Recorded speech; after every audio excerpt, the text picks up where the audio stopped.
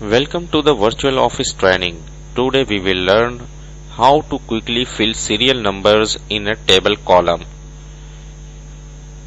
We can insert serial number in Excel very easily, but many of the people don't know how to insert serial number in Word table. Let's see, I am inserting a table 5 column and 50 rows.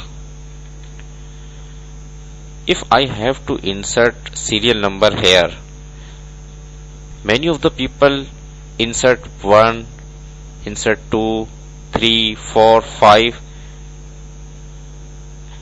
but it will take so much time to insert the serial number. Word has an option you can insert very easily. Just select the column and go to the home, and there is an option bullets and numbering. Just select one of them.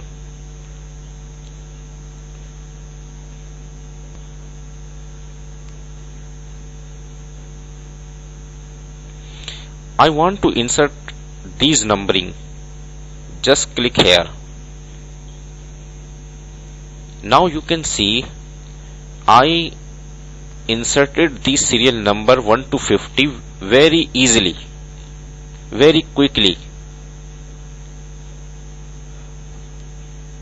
Now we can insert any serial number very quickly.